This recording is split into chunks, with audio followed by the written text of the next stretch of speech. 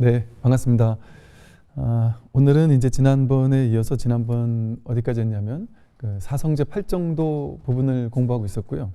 8정도 중에 이제 정견에 대한 이야기를 하는 중이었습니다. 보통 이제 불교는 우리가 이제 생각하기에 불교는 진리다 이렇게 생각하니까 이 세상에 있는 저마다 자기가 진리다라고 주장하는 이제 많은 단체들이 있을 거 아니겠어요? 많은 사상, 철학, 종교들이 있을 거고 저마다 이것이 진리다, 이것이 올바른 것이다, 이것이 진리의 어떤 견해다 하고 이제 말하는 게 있죠. 그래서 어떤 단체마다 이게 올바르다, 이것이 진리다 하고 이렇게 내세우는 게 있습니다. 우리가 이제 8정도가 이 마음 공부를 실천하는 중도 수행에서 이제 가장 중요하다고 했고 그 가운데 이제 오늘 이제 정견에 대한 이야기인데 그러면 정견에서 바른 견해가 8정도잖아요. 그러면 보통 우리 생각하기에는 불교에서 말하는 가장 올바른 진리, 가장 올바른 견해는 무엇인가 이걸 우리가 알 수 있겠구나 이렇게 싶어요. 그 이제 제가 학교 다닐 때나 대학교 다닐 때도 이제 그 8정도를 배웠단 말이에요. 불교는 사성제고 불교를 실천해서 어떻게 수행할 것이냐가 8정도라고 하더라고요. 그러고 이제 8정도 중엔 첫 번째 정견이 가장 중요하다 이래요. 그래서 아주 이제 설레는 마음으로 기대되는 마음으로 이게 제일 중요한 거구나. 정견이 뭔지가 제일 중요하구나. 그럼 이 정견이 뭔지를 알면 불교에서 가장 중요하다고 여기는 견해가 뭔지, 불교에서 내세우는 어떤 주의 주장이 뭔지 이런 걸 알 수 있겠다 하는 이제 기대감을 안고 공부를 했는데 바른 견해라고 하고 이제 구체적으로 뭐가 바른 견해인지에 대해서 이렇게 얘기가 없더란 말이죠. 그러면서 오히려 도저히 이해되지 않는 좀 충격적인 이야기를 들었습니다. 그게 뭐였냐면 정견이 뭐냐 하면 우리는 가장 올바른 진리를 딱 우리에게 줘서 다른 거 믿지 마라, 이거 믿어라, 이게 진리니까. 다른 건 삿된 것이고 이게 올바른 거다. 그래서 이 올바른 게 뭔지를 탁 우리에게 주면 우리는 그거를 샥 받으면 이제 정견을 증득하는 거잖아요. 그렇게 생각했는데 정견에 대한 설명에 경전에서 뭐라고 나오냐면요. 마지막 이가야에 보면 이렇게 묻습니다. 곧다마 붓다는 부처님께서는 어떤 견해를 취하고 있습니까? 그러니까 부처님 어떤 견해가 있느냐 하고 묻는 거예요. 정견, 부처님이 말씀하시는 그 정견이 뭡니까? 하고 물었어요. 그랬더니 열애는 그 어떤 견해도 취하지 않으며 모든 견해를 없애버렸다라고 답하십니다. 나아가서 열애는 모든 견해, 모든 짐작, 모든 나라는 견해, 나의 것이라는 견해를 깨버렸고 떠났으며 멸해버렸고 없앴기에 그 어떤 사견도 생겨나지 않아 해탈을 얻었다 이렇게 얘기하고 있어요. 즉 우리는 올바른 견해가 무엇인지를 탁 배우고 그걸 이제 받아 지니면 수지 독성하고 받아 지니면 그걸 통해 깨달을 줄 알았는데 거꾸로 말씀을 하신단 말이에요. 이걸 딱 이게 바른 견해니까 이걸 지녀라. 그러면 깨달을 것이다. 이렇게 얘기하는 게 아니라 나는 모든 견해를 없애버렸다. 모든 견해를 깨버렸고 떠났으며 멸해버렸고 없앴기 때문에 그 어떤 사견도 생겨나지 않아서 해탈을 얻었다. 즉 올바른 견해를 쥐고 나서 내가 부처가 된 게 아니고 그것을 깨뜨리고 없앴더니 부처가 됐단 말이죠. 놀라운 일이죠. 이게 이제 불교를 출세관이라고 한다 그랬어요. 다른 모든 가르침들은 이 세간에서 어떤 게 옳으냐 그르냐 이 분별의 세간 속에서 분별심의 구조 속에서 어느 게 더 옳으냐 그르냐 이거를 이제 따져나가는 가르침이죠. 그러니까 세간에서는 이거보다는 저게 더 옳다, 저거보다는 저게 더 옳다 이런 수많은 견해들이 있어요. 그런데 불교는 그 무수히 많은 견해들 중에 우리 견해가 최고야 라고 주장하는 종교가 아니라 그 모든 견해를 싹 쓸어버리는 게 불교란 말이죠. 불교에서 말하는 정견입니다. 견해라고 하는 것은 전부 다 분별에서 나왔단 말이죠. 분별심의 구조 속에서 나왔어요. 올바른 것이 있다라고 하려면 예를 들어 이것은 올바른 것이다 이렇게 얘기하려면 올바르고 올바르지 않은 게 있어야 되겠죠. 선과 악이 정해져 있어야 되겠죠. 이것은 선이고 이것은 악이다라는 게 있으면 이것은 선이니까 이거는 갈고 닦아라. 이건 악이니까 이건 하지 마라. 이렇게 얘기를 하면 될 거 아니겠어요? 그런데 우리 정견에서 보면 무분별지에서 보면 옳은 거, 그른 거가 정해져 있느냐 말이죠. 인연 따라 옳은 게 되기도 하고 인연 따라 그른 게 되기도 하죠. 똑같은 행위가 어떤 인연 속에서 했냐에 따라서 선이 되기도 하고 악이 되기도 한단 말이죠. 정해진 고정된 어떤 실체적인 진실 이런 게 없단 말이에요. 그래서 건강경에서도 모유, 정법, 정해진 바 어떤 법이라는 것이 있지 않다 이렇게 설명을 하고 있어요. 이게 이제 우리가 이 불교를 공부하면서 가장 어떤 우리가 잘 뭐랄까 받아들여야 되는 부분이 바로 이 부분이에요. 보통 우리는 불교를 공부할 때도 일단 세간의 수많은 가르침을 공부하는 것과 같은 방식으로 공부를 합니다.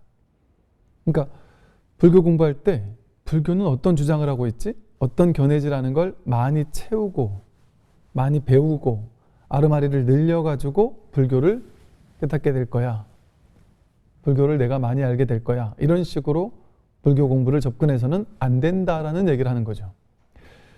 내가 내세우고 있는 모든 주의 주장은 전부 다 여기서 말하듯이 깨버리고 떠나고 멸해버리고 없앨 수 있어야만 열반에 이를 수 있다. 제가 몇 번 말씀드렸지만서도 불교의 모든 교리들은 연기법, 사성제, 삼법인 12연기, 오은 18개, 12연기 모든 교리가 전부 다 고정된 실체적인 자아가 있는 게 아니다. 정해진 법이 있는 게 아니다. 어떤 것도 내세워서 쥘 것이 없다라는 얘기를 하기 위한 가르침이죠. 공하다. 그런 거 없다. 이 소리잖아요. 무아. 그걸 주장할 만한 내가 따로 없다. 연기. 있다고 느껴지는 모든 것들은 다만 인연 따라 생겨나고 실체 없이 그냥 인과 연이 화합하면 있는 것처럼 잠시 드러났다가 사라질 뿐이지 어디도 실체적인 진실을 찾을 수가 없다. 다만 연기될 뿐이다. 그러니까 연기법이라는 뭘 쥐일 게 있는 게 아니라 그렇기 때문에 어떤 것도 쥐일 게 없다라는 얘기를 하고 있는 거예요. 그래서 이 불교에서는 그런 말 하죠. 허공에 발을 딛는다 이런 말을 쓰거든. 어디도 머물러서 내가 안주할 곳이 없어야 한다는 거예요. 그래서 불교를 무주법이라는 말로도 씁니다. 또 응무소주 이생기심이라고 해서 머무는 법 없이 마음을 내라고도 하죠. 무주법이라는 게 진리가 있으면 그 진리에 머물러야 될 거 아니에요. 진리를 탁 잡아서는 진리에 머물러야 되는데 어디에도 머무를 수 없기 때문에 무주, 머무를 수 없다. 마음을 내는데도 머무는 법 없이 마음을 내야 한다. 이거 어떤 것도 쥘 수가 없는 거죠. 이럴 때 정말 자유로워지는 거죠. 내가 쥘 게 있고 뭔가 내가 내세워야 될 게 있다면 그 기준이 생겨버려요. 그럼 그 기준이 생기면 그 기준에 따라서 옳고 그름을 나누게 되고 적과 악운을 나누게 되고 절대적인 옳은 진실이라고 하는 기준이 딱 서게 되면 기준과 어긋나는 사람은 틀린 게 되고 삿된 게 되겠죠. 이 기준대로 하면 선이고 기준대로 안 하면 악이 되겠죠. 그러면 내 종교, 이 선을 닦는 종교는 선이고 이걸 닦지 못하는 종교나 이러면 악이 될 수 있어요. 그러면 종교라는 이름으로 이 기준에 맞게 행동하는 사람은 내 편, 맞게 행동하지 않으면 나쁜 사람이라고 해서 심지어 이 선악을 나누는 개념이 너무 강해졌을 때 종교 전쟁 같은 게 일어날 수도 있는 거죠. 이건 진리니까 우리는 살려야 되고 저 사람들은 없애야 된다. 이럴 수도 있단 말이죠. 그래서 어떤 종교적인 옳다 그르다라는 그 이분법적인 그런 견해, 그 중에 가장 올바른 견해를 정견이라고 하지 않는단 말이죠. 그 어떤 견해도 다 없애버리고 떠나고 깨뜨리고 멸해버리는 것. 그러면 그 어떤 사견도 생겨나지 않겠죠. 그러니까 여기서 이제 우리가 힌트를 얻을 수 있는 것이요. 우리가 괴로워하는 것은 괴로움은 어디서 생겨나느냐? 견해에서 생겨납니다. 자기가 내세우는 견해가 있을 때, 옳다고 생각하는 삶의 방식을 쥐고 있을 때, 그때 괴로움이 생겨요.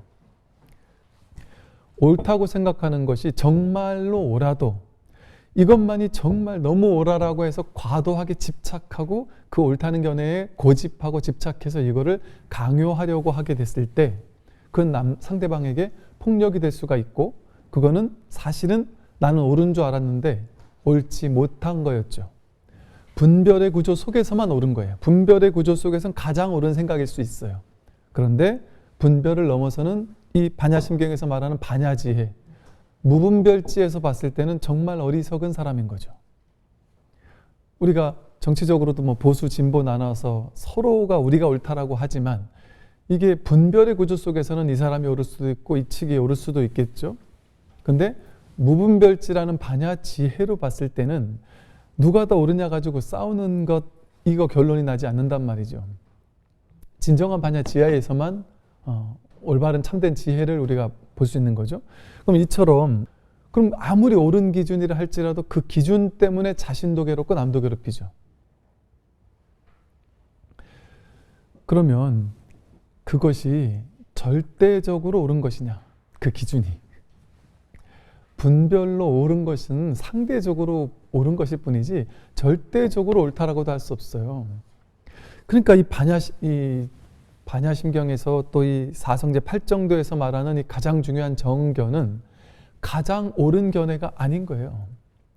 가장 옳은 견해는 이거다라고 여기서 딱 주장을 했었으면은 아까 그 거사님과도 같이 옳은 견해가 생겨놓으니까 그것과 맞지 않는 사람과 싸워야 되고 괴로움이 생겨났을 거예요.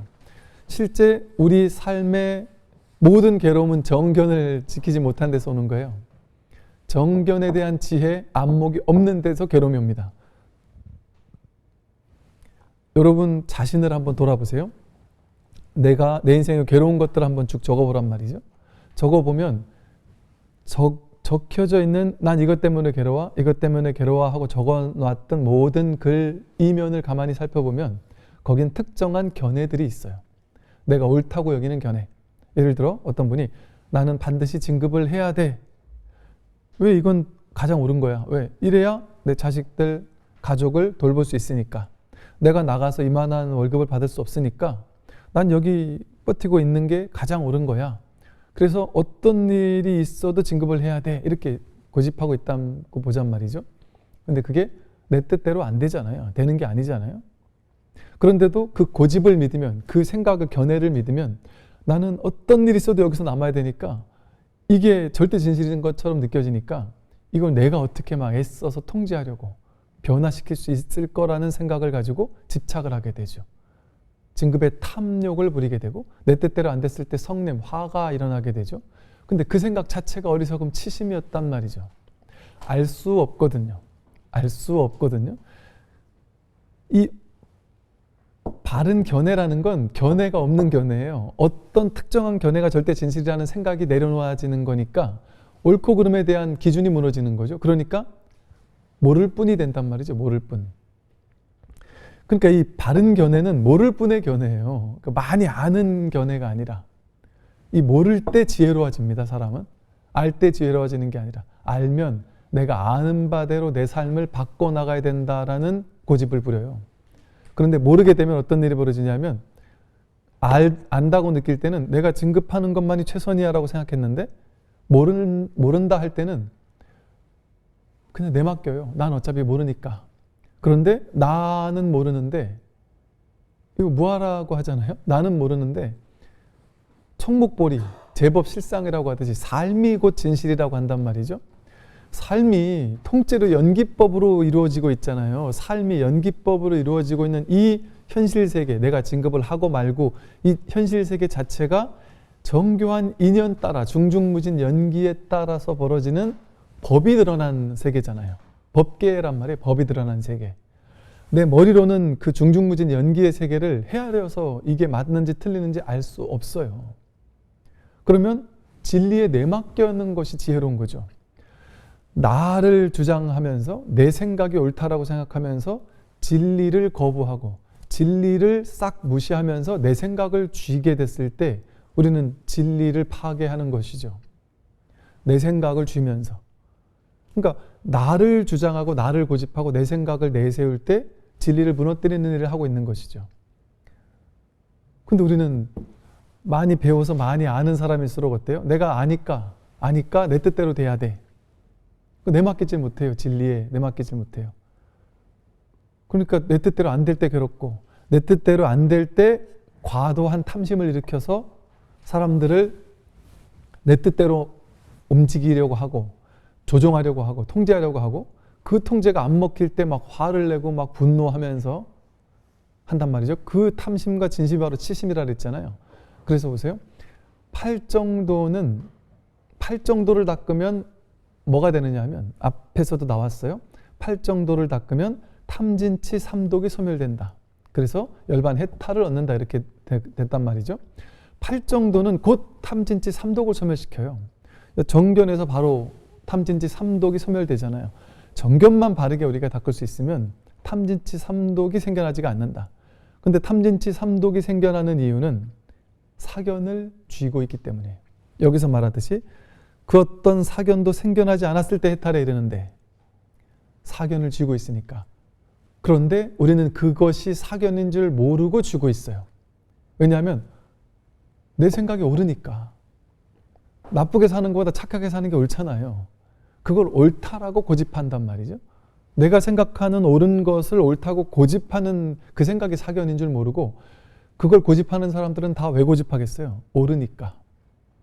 옳다라는 명분 아래에 그 옳다라는 것을 아주 폭력적으로 휘두르고 있죠. 사람들에게 강요하고 있고. 근데 그것은 자기를 괴롭히는 거예요.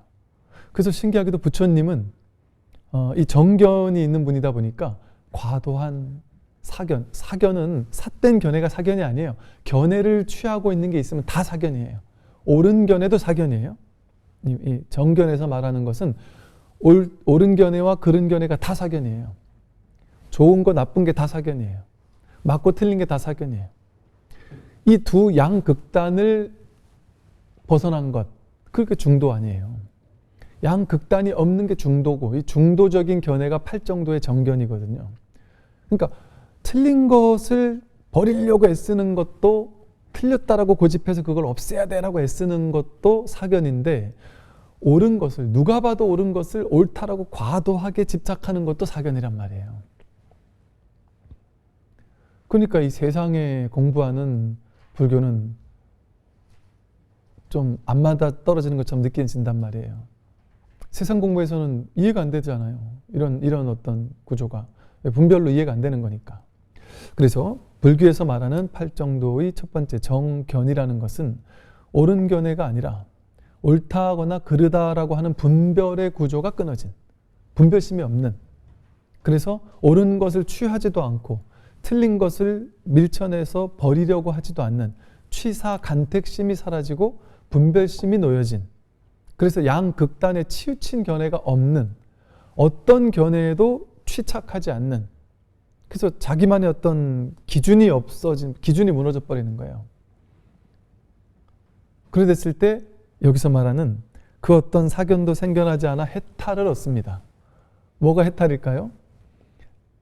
내가 과도하게 고집하지 않으면 해탈이에요. 이게 진짜 정견이 바로 해탈이에요. 고집하는 게 없으면 어떻게 될까요? 지금 이렇게 펼쳐지고 있는 이 이대로의 삶에 대해서 토를 달지 않아요. 이 삶에 대해서 내가 이건 맞아, 이건 틀려라고 판단 분별하지 않아요. 나는 반드시 이렇게 돼야 되거나 반드시 저래야 되겠다는 생각이 없어요. 그런데 아무 생각도 없는 바보가 되는 건 아니에요. 여기서 말하는 건 견해가 없다라는 것은 진짜 견해가 없는 게 아니라 하되 함이 없이 하는 걸 말하는 거예요. 견해는 다 있어요. 다 있는데 그 견해에 대한 과도한 고집, 집착만 없는 거예요. 옳다는 생각도 있고 틀리다는 생각도 있어요. 근데 이건 인연 따라 옳고 인연 따라 틀린 걸 아니까 인연 따라 생겨난 것은 공하다라는 거, 무하라는 거, 쥐일 수 없다라는 걸 안단 말이죠. 그러니까 인연 따라 생긴 것일 뿐이지 고집할 만한 건 아니라는 어떤 정견의 지혜에 바탕되어 있는 거죠. 그러니까 옳다고 할 수도 있고 그러다고도 할 수 있어요. 이 정견이 있는 사람은 아무 생각도 없는 사람이 아니란 말이죠. 자기 생각을 주장할 수도 있어요. 정치적 견해가 있을 수도 있겠죠. 견해가 아예 없는 게 아니에요. 누구보다 더 바른 견해가 있겠죠. 그런데 그게 사견이 되지 않고 정견이 되는 이유는 뭐냐?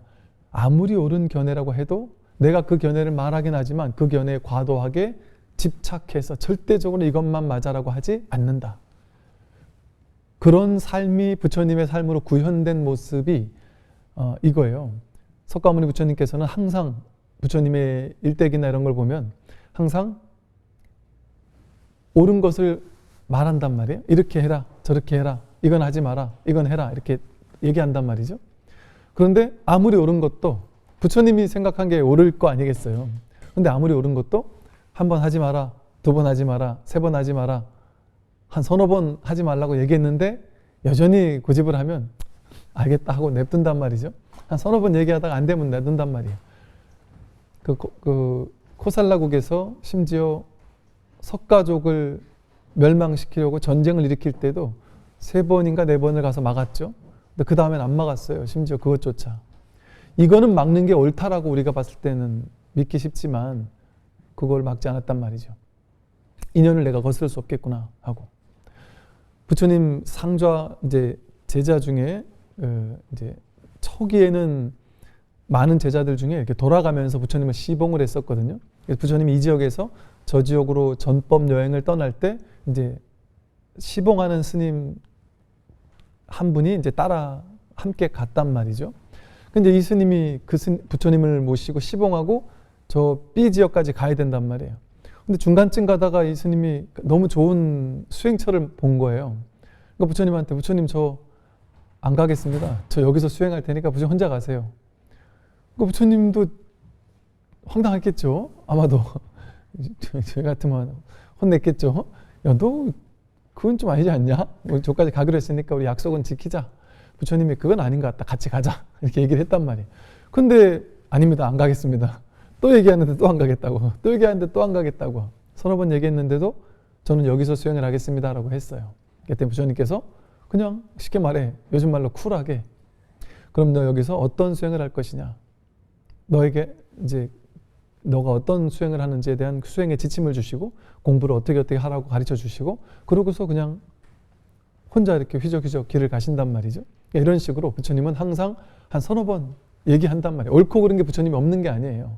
내 생각엔 이게 옳다. 이게 옳다. 이건 하고 저건 하지 마라. 하고 명확하게 옳고 그른 걸 말씀하셨단 말이죠. 선택할 줄 안단 말이에요. 분별할 줄 안단 말이에요. 그러나 아무리 부처의 견해로서 옳다라고 여기는 것, 제자들의 좁은 소견으로 틀린 게 분명함에도 불구하고 부처님이 당신의 생각을 과도하게 고집하지 않았단 말이죠. 이게 정견이에요. 정견이 삶으로 구현된 방식이에요. 그러니까 우리도 이렇게 살 수 있다면 어떠겠어요? 머무는 법 없이 마음을 내며 살 수 있어요. 응무소주 이생기심하면서. 무엇이든 마음 내면서 사는데 그 과도하게 집착하지 않아요. 그러면 이제 어떤 삶이 펼쳐질까요? 무엇이든 최선을 다해 살아요. 막 신나고 박진감 넘치게 최선을 다해 살아요. 도전도 열심히 하죠. 사람들은 도전을 못해요. 왜 못할까요? 하다가 실패하면 어쩌지? 망하면 어쩌지? 남들에게 욕먹으면 어쩌지? 두려움이 많아가지고 뭐 하나 선택장애가 많아요. 선택을 하려도 왜? 뒷생각이 많으니까. 생각 때문에 저지르지 못해요. 제가 한 25년 됐을 거예요. 대학 다닐 때인가? 저 어렸을 때, 20대 때, 우리 마음 공부하는 수행처에서 이제 수행 주제문 같은 거를 일주일에 하나씩 이렇게 주면서 다음 때까지 이걸 한번 실천해봐라 이렇게 수행 주제문을 줬던 적이 있었어요. 그곳에서 어느 날, 수행문이 뭐였냐면, 저질러라. 표현이 성불의 지름길이다. 그러면서 이제 그게 그거였어요. 주로 우리가 저지르지 못하는 이유는 가슴이 뭔가 내가 하고 싶은 게 있는데 저지르지 못하는 이유는 뒷생각 때문이다. 온갖 분별 때문에 이걸 저지르면 남들이 어떻게 볼까, 남들한테 잘 보이고 싶고 온갖 생각, 분별, 망상 때문에 하고 싶어도 못하는 게 너무 많다.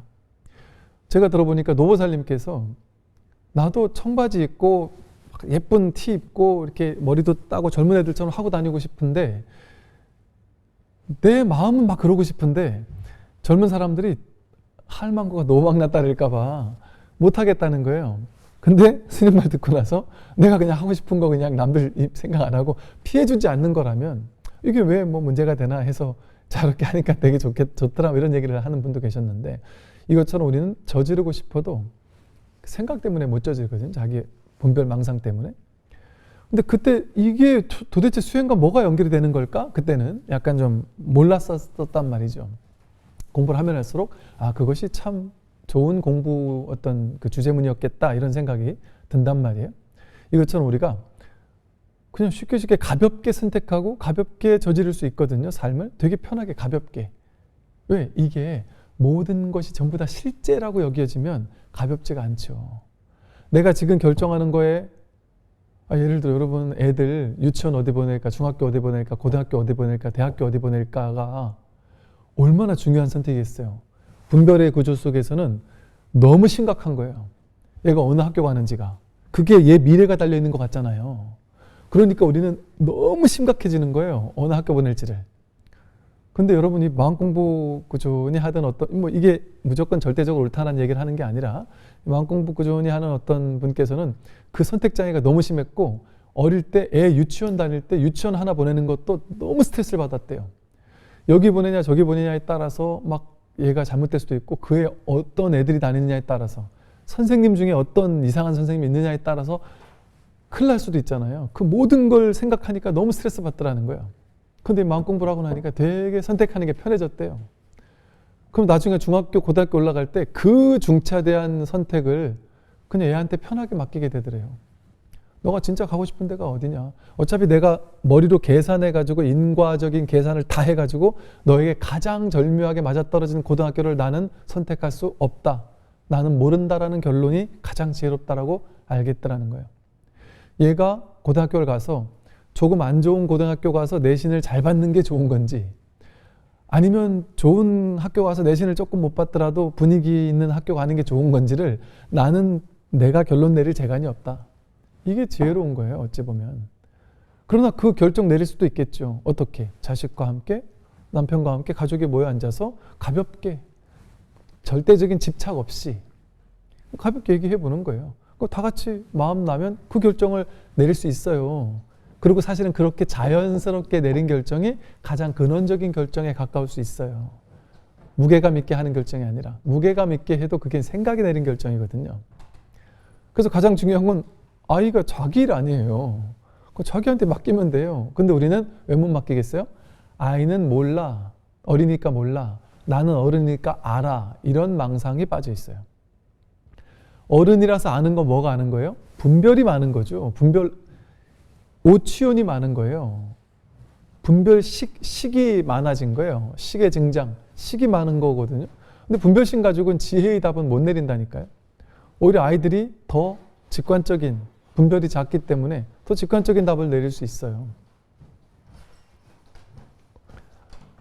그리고 그 직관적인 답에 모든 그 진리의 길이 담겨 있을 수 있어요. 어떤 분은 이제 이런 얘기를 하더라고요. 유치원 때문에 너무 스트레스를 받다가 야, 내가 이거 답을 못 내리겠다 싶어서 그냥 그 5살, 6살밖에 안 돼 애한테 네가 가고 싶은 데 가라 해가지고 여기 데려다 보고 저기 데려다 봤대요. 그랬더니 애가 되게 간단하게, 애들은 간단하게 선택하거든요. 많은 생각이 없거든요. 애가 그냥 너무 쿨하게 B 선택하더래요. 그래서 거길 보냈다는 거예요. 나중에 한 몇 년 지나가지고 그 아이한테 너 근데 그때 그 유치원 거기 어떻게 결과적으로 너무 좋았대요? 어떻게 그 B를 그리 선택했니? 참 너 지혜롭다. 물어봤더니 그 아이가 너무 어이없게도 문을 딱 들어가는데 A라는 유치원에는 그냥 로비였는데 B라는 로비에는 거기 자기가 좋아하는 캐릭터, 인형 캐릭터가 하나가 놓여 있더래요. 그냥 그것 때문에 좋아서 선택했다는 거예요. 그걸 보면 우리는 어떻게 생각하냐. 거 봐. 애는 뭘 몰라. 운이 좋았던 거야. 이렇게 생각하잖아요. 그럴 수 있을까요? 그것 또한 그 아이와 인연이 있으려니까 거기 있을 수 있단 말이에요. 이 우주법계의 연기법의 구조라는 것은, 그 인연 연기라는 것은 분별이 연기를 좌우하는 게 아니에요. 연기법 자체가 모든 것을 가능하게 한단 말이에요. 그 법과 아이의 그 천진무관 마음이 연결되어 있다니까요. 물론 이걸 법칙이라고 생각해서 이렇게 하라는 얘기는 아니지만 자기 생각만을 믿을 필요가 없다는 얘기를 하는 거예요. 그래서 오직 모를 뿐, 이게 지혜로운 견해일 수 있어요. 그래서 이런 견해를 가지고 살게 되면 삶이 너무 가벼워집니다. 이 정견이 생겨나면. 과도하게 고집하는 게 없으니까 늘 최선은 다하고 내가 이걸 어떻게 결정을 내리는 게 좋을지에 대한 다양한 구상도 해요. 사람들에게 물어보기도 하고 평소처럼 똑같이 해요. 그런데 스트레스가 없어지겠죠. 왜? 가벼우니까. 실체시하는 생각이 없어요. 여기 정견이라고 할 때 정이 지난 시간에 뭐라 그랬어요? 연기법적인 견해라 그랬단 말이에요. 바르다는 게 뭐가 바르냐? 연기법, 사성제, 삼법인, 십이연기, 공, 요 무집착, 여기에 입각한 견해라 그랬단 말이에요. 그러니까 이 연기법적인 견해가 있으니까 과도하게 집착하지 않죠. 인연 따라 생겨나고 인연 따라 사라지는 거니까 실체성을 부여하지 않는단 말이에요. 이 세상을 실제라고 여기면 얼마나 심각해요. 내가 애 학교 하나 보내는 게 너무 스트레스 받을 거 아니에요. 여러분 회사 갈 때 어느 회사를 갈지 A, B를 다 동시에 합격했을 때 어딜 가야 될지 머리로 알 수 있냔 말이에요. 절대 모르죠. 절대 모르지 않겠어요? 모든 조건이 A가 다 누가 봐도 A가 좋은데 A라는 회사 들어가자마자 한 달도 안 돼서 뛰쳐나올 수도 있어요. 모든 게 완벽하게 다 좋은데 내 직장 상사 한 놈이 나를 죽을 것처럼 괴롭힐 수도 있단 말이야. 요즘 MZ세대들은 그런 거 하나로 그냥 뛰쳐나오기도 해요. 과도한 부조리가 있을 때 아무리 좋은 직장도 그만두고 나오기도 한단 말이에요. 그러니까 알 수 없어요. 생각으로 그걸 결론 내릴 수 있다라는 생각 자체가 얼마나 오만한 일입니까? 그 직장에 대한 연구를 하는 교수님들 100명을 찾아가서 물어본다고 거기 답이 있을까요? 분별로는 답이 낼 수가 없어요. 그래서 자기 생각, 기준, 판단에 대한 견고한 틀, 기준, 이게 절대적으로 옳아라는 그 생각이 무너져야 돼요. 그냥 무너져야 돼요가 아니에요. 부처님이 강조를 4번이나 했어요. 어떻게? 모든 견해, 모든 짐작, 모든 나라는 견해, 내 생각이라는 견해, 내 거라는 견해, 나에게 도움이 될까 안 될까라는 그 견해, 나를 중심으로 놓고 이건 좋을 거야 나쁠 거야라고 여기는 모든 그 견해 있잖아요. 그 견해를 그냥 없애야 된다가 아니라 4번 강조했단 말이에요. 깨뜨려 버렸고, 그 모든 견해를 깨뜨려 버렸고, 떠났으며 멸해버렸고, 없앴기에 그 어떤 사견도 없어서 해탈을 얻었다 이랬단 말이죠. 이게 해탈이에요. 이러면 일단 보세요. 묶인 것에서 노연하지 않을까요? 해탈이 묶인 것에서 풀려나는 거잖아요. 여러분이 지금 나는 일주일 뒤에 어떤 결정을 하지? 막 심각하게 묶여 있다가 이게 탁 놓여져 버리면 가볍게 선택할 수 있어요. 그것도 아닌 말고예요. 스님 그렇게 가볍게 얘기하지 마시고 그랬다가 안 되면 어떡하라고요? 아니면은 수업료라고 생각할 수 있어요. 재수, 수능 같은 심각한 건 1년을 재수해야 되는데 1년 재수할 수도 있죠.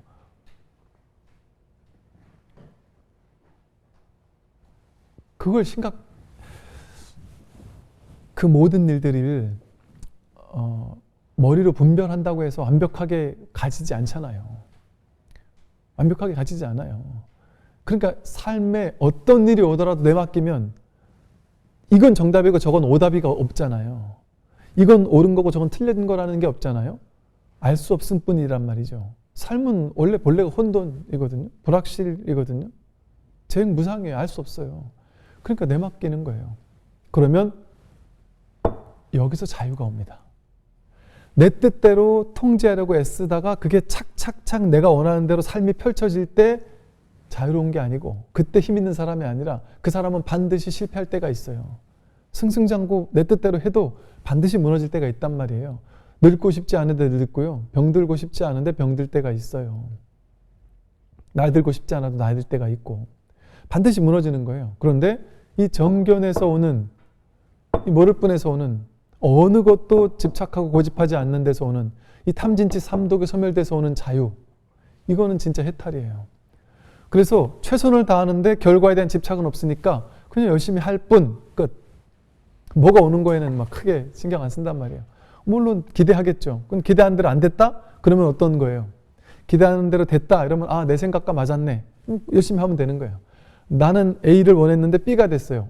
내가 모르는 뭔가가 있었나 보구나. 내 분별로는 A가 맞았는데 내가 분별이 닿지 않는 분별 그 이면에 더 깊은 반야지혜, 무분별지혜가 B를 가게 했구나. 왜? 그 지혜는 어떻게 작동이 돼요? 삶으로서 드러나니까. 그러니까 삶이 B를 가게 됐다면 이거는 내 뜻대로 안 됐네 하고 좌절할 게 아니라 내 뜻대로 안 됐구나 하고 좌절할 게 아니라 부처님 법대로 됐구나. 무분별지대로 됐구나. 반야지혜로 됐구나. 이게 왜 이렇게 됐는지를 알려고 머리 굴릴 필요가 없단 말이에요. 모를 뿐 알려고 할 수 없어요. 알 수도 없어요. 왜 그러는지. 영원히 모를 수도 있어요. 전생에 어떤 업이 소멸되려고 그럴 수도 있단 말이에요. 예를 들어. 어떻게 알 수 있어요? 중중무진 연기를. 알려고 하는 게 어리석음이거든요. 그래서 그렇게 내맡기고 나면 삶이 어떻게 펼쳐져도 오케이. 완전히 자유롭게 내맡기게 돼요. 편안해지겠죠? 그러니까 과도한 고집이 없으니까 그러니까 스님들이 보통 대부분 스님들이 공부 좀 이렇게 많이 하시고 하는 스님들이 다들 그러세요. 뭐 인터뷰 같은 거 하면서 스님 마지막으로 앞으로의 계획을 알려주십시오. 이러면 대부분 스님들은 그러시잖아요. 따로 계획은 없고 뭐 그냥 인연 따라 산다. 그리고 그러나 이제 또 계획을 얘기하시는 분들도 그래요. 나는 뭐 이렇게 하고 싶기는 하다. 근데 뭐 그거는 뭐 또 인연 돼봐야 아는 거고 인연 가는 대로. 그래서 옛날 선사 스님들 어록에 보면 다들 어떻게 나오냐면 인연에 내맡겨 흐른다 이래요. 그게 금강경에서 말하는 흐름에 든 자 이런단 말이에요. 첫 번째 계위가 흐름에 든 자. 흐름을 삶의 흐름을 탁 타고서 내맡기게 되는 거예요. 그러니까 이 흐름에 들게 되면 흐름 따라가니까 강물에 흐를 때 부처님이 뭐라 그러셨냐면 강물이 이렇게 지나갈 때 그 마른 통나무가 강물 위에 이렇게 떠가듯이 인생을 살아라 했어요. 근데 사람들은 이게 떠가는 흐름에 내맡기고 떠가는데 얘는 생각을 가지고 나는 왼쪽으로 가면 안 되고 두 갈래 길이 나오면 오른쪽으로 가야 돼 하고 집착하고 근데 왼쪽으로 가는데 어떻게 해요? 근데 오른쪽으로 가야 돼 하고 집착하니까 지는 괴롭단 말이에요. 근데 내맡기고 떠가면 스트레스 받을 게 없어요. 이미 지나온 길인데 나는 어제가 좋았어 하고 과거가 좋았어 하고 젊을 때가 좋았어 하고 흐름을 거슬러 오려고 하는 생각을 일으키니까 괴롭잖아요. 거스를 수도 없는데. 그러니까 내맡기고 흐름에 든 자가 된단 말이죠. 그러면 삶이 얼마나 가볍겠어요. 자식들 반드시 이 대학 가야 돼 이 생각이 없어요. 행복하게 순간순간 행복한 게 가장 중요한 거예요. 그리고 그 아이에게 진심으로 물어보게 돼요. 내 뜻을 따르라고 막 강요하지 않고. 왜? 나도 부처 너도 부처니까 여러분이 법의 자리에서는 무분별지는 똑같이 완벽하게 원만구족이에요. 아이도 유치원생이 아니라 1살 아기도 이 무분별지는 원만구족이라니까요. 무분별지는 모두가 원만구족이에요. 그러니까 이 무분별지를 물어보는 거예요. 우리가 아이들에게 질문을 던지는 것은. 그러니까 아이들을 키울 때 가장 중요한 게 아이들한테 질문하는 거예요. 이게 지혜와 연결이 돼 있어요. 왜냐하면 보통 그림을 그리는데 아이가 그림을 그리는데 너 이거 왜 파란색 그렸어? 이거 파란색으로 하면 안 돼 이거. 이거는 빨간색으로 해야 되는 거야. 이렇게 가르치려고 하잖아요. 가르치려고 하는 건 너는 모르지 난 알아. 그러니까 너는 분별지만 보는 거예요. 분별지는 얘는 모르잖아요. 나는 분별지가 알잖아요. 그러니까 분별지만 따라가면 이렇게 하면 안 되고 이렇게 해 하고 가르친단 말이에요. 근데 무분별지를 그 아이에게도 드러내고 나도 드러내려면 어떻게 해야 되느냐? 질문을 해야 돼요. 질문한다는 건 뭐냐면 너는 모르지 하고 무시하는 게 아니에요. 너도 부처고 나도 부처야. 너도 무분별지는 원만구족이고 나도 무분별지는 원만구족이야. 그러니까 너라는 부처는 왜 파란색으로 그렸니? 하고 그냥 단순히 호기심으로 물어보는 거예요. 내가 모르는 뭔가를 이 아이는 이렇게 그려내고 있구나. 그게 궁금한 거죠. 그냥 진심으로 궁금한 거죠. 그럼 왜 그렸니? 그럼 그 아이 나름대로의 세계를 이야기해요. 아 그렇구나. 엄마는 그런 생각을 해보지도 못했는데 와 너라는 부처는 이렇게 그림을 그리고 있구나 하고 찬탄할 수 있게 된단 말이죠. 그 찬탄을 그냥 있는 그대로 그렇게 인정해주는 엄마를 만난 자식은 그 다음에 무엇이든 자유자재로 자기를 막 드러내요. 도전을 해요. 막 도전해요. 그런데 잘잘못을 따지면서 잘했어. 이거 100점이야. 상 줄게. 판단을 하잖아요. 아이한테. 내 기준을 가지고 분별치 가지고 아이를 판단하며 가르치잖아요. 그럼 그 아이는 그 다음부터 도전을 안 해요. 왜? 지난번에 운 좋게 맞았지만 이번에 엄마가 또 틀렸다면 어쩌지? 틀렸다는 소리 듣기 싫어서 도전을 못 하는 거예요. 자기다움을 뽐내지 못하는 거예요. 자기다운 무분별지를 드러내지 못하고 분별지에 갇히는 아이로 만들어버리는 거죠. 이렇게 이제 생활 속에서 우리가 이 정견이라는 것이 그냥 교리에 박혀 있는 그런 가르침이 아니라 이 정견을 정말 우리가 바르게 실천하기만 한다면 삶의 지혜를 현실 속에서 구현하면서 자유롭게 살아갈 수 있다 하는 것이죠. 오늘 여기까지 말씀을 드리겠습니다. 정리하십시오.